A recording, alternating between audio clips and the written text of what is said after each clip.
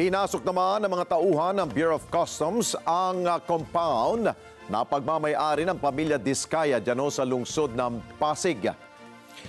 Target ng operasyon ng BOC, ito pong 12 luxury cars ng mga Diskaya para imbestigahan kung legal ang kanilang pagbili dito at yung tama ba ang documentation o nagbayad ba ito ng tamang buwis. Kunin natin ang live report ni Mar Gabriel. Mar. Alex, ginigit ng tagapagsalita nitong pamilya Diskaya na hindi nila itinatago yung mga luxury vehicle na nabili raw nila sa legal na paraan. Nagkataon lang daw na ginagamit ang ilan sa mga ito habang nasa preventive maintenance naman ang iba pa. Mag-aalas 9 ng umaga nang isilbi ng mga tauhan ng Bureau of Customs ang search warrant sa opisina ng St. Gerard Construction sa Barangay Bambang sa Pasig City na pag-aari ng mag-asawang Sara at Curly Diskaya. Target ng search warrant ang nasa 12 mga luxury vehicles ng pamilya Diskaya. Ayon kay BOC Commissioner Ariel Nepomuceno, nais nilang masiguro na legal at nabayaran ang tamang buwis para sa mga imported na sasakyan. Ang inaamin din nila parang 40, di ba? So kaya lang, ang sa search warrant kasi kailangan fully identified with the details. So 12 doon yung identify natin. Ngayon kung may makikita tayong iba sa loob, plain view doctrine naman yan, pwede na nating isama yon. Pero sa pagsisiyasat sa gusali ng mga tauhan ng Custom Police, Task Force Aduana at ng Pasig Police, 2 lang sa 12 target na luxury cars ang kanilang inabutan sa garahe. Kabilang dito ang isang Maserati at isang Land Cruiser. Bagaman hindi kasama sa target ng search warrant, may nakita rin silang Escalade na kasama na ring ininspeksyon ng BOC. Huwag tayong mangamba dahil mahuhuli naman po natin. Saan man po yan itinatago, kung itinatago man. Kaya lang naniniwala naman ako na yan ay makikita at makikita natin. No? Kaya again, muli, ine-encourage ko ang pamilya ng Diskaya na voluntarily i-surrender na nila yan sa Bureau of Customs upang makita po natin. Kung wala naman silang tinatago, sang-ayon sa kanila, binili naman nila ito ng tama, huwag sila mangamba. Very professional ngayon ang Bureau of Customs. At kung mapapakita naman nila na talagang sila ay buyers in good faith, meaning binili lang nila ito sa isang dealer or ahente, doon naman kami pupunta upang doon namin kuhanin ang mga tamang dokumento na dapat magpapatunay na tama ang kanilang pinagbayaran sa ating gobyerno. Ayon kay Nepomuceno, ipinaalarma na nila sa PNP Highway Patrol Group ang 10 pang sasakyan na target ng search warrant upang masiguro na hindi ito maibabiyahe. Kaya mas maigi raw kung kusa itong ipapakita ng pamilya Diskaya. Pero naniniwala ako talaga, pag naunawaan po nila ang kanilang sitwasyon, na makikita at makikita namin yan or magkakaroon po talaga kami ng search warrant sa bawat official address nila. At sila rin po mahihirapan talaga dyan. At hindi naman po nila magagamit sa kalye.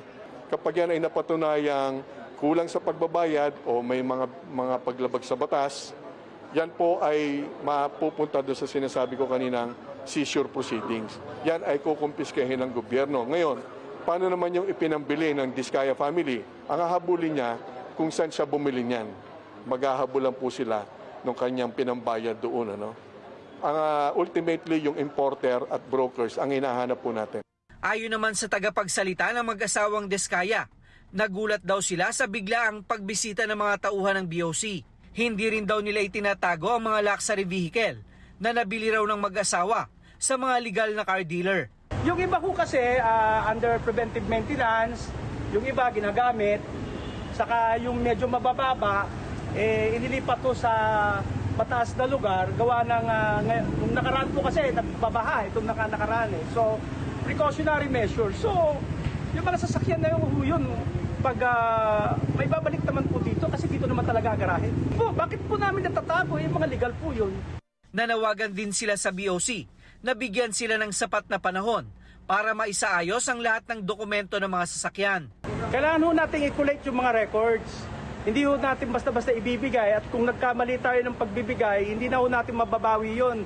Lalo na po sa mga kasamahan nating media, pag na-pick up nyo, napuno nyo yung wrong document, baka ma-misinterpret na naman ng spouses Diskaya. So, dahan-dahan po tayo. Wala naman ho kaming tinatago. Nilinaw naman ng BOC na hindi nila sinisingle out ang pamilya Diskaya dahil lahat daw ng sangkot sa kontrobersyal na flood control project ay kanilang iniimbestigahan. Mas maganda, ihanda nila yung kanilang mga dokumento na tama ang kanilang pinagbayaran at yan ay pakikita sa Bureau of Customs. Maganda nga, wala pa kami sa search warrant stage. Magboluntaryo na sila hindi na sila maabala. Dahil gagampanan po ng BOC ang aming tungkulin na talagang hahanapin namin yung posibilidad na mayroong mga smuggled luxury vehicle. Alex, tiniyak daw ng PNP Highway Patrol Group sa Bureau of Customs yung kanilang kooperasyon dito sa ginagawang paghahanap sa mga pinaniniwalaan nila na mga itinago na luxury vehicles. Alex? Okay, Mar. Mukhang tama yung sinabi ni Atty. Samaniego, no? Yung tagapagsalita ng pamilya Diskaya, na sa kanila wala silang problema dito sa usapin nito. Ang tanong, natanong ba ninyo ang Bureau of Customs, bagamat baguhan itong si Commissioner Ariel Nepomuceno, natanong mo ba sa kanya na hindi ba dapat kayo, sir, ang may alam niyan na may mga dokumento kayo sa inyong tanggapan, sa inyong ahensya, dahil paano nakalusot yan mga sasakyan niyan? Baka siguro pwede mong matanong yan sa mga dati mong commissioner. Di ba, Mar?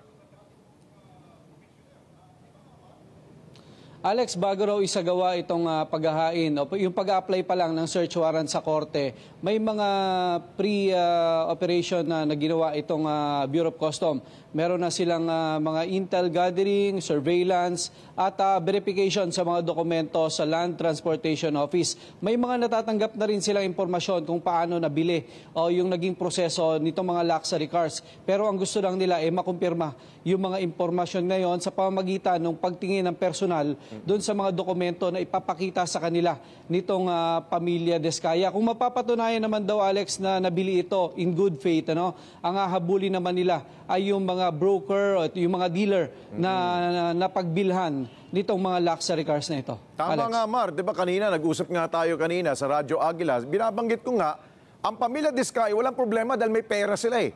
Di ba magkano yung mga sasakyan nila? Worth 30 million. Siguro, pwedeng mangyari dyan kung talagang may problema yung importer, magiging complainant dito ang Diskaya family. Tama ba, Kumar?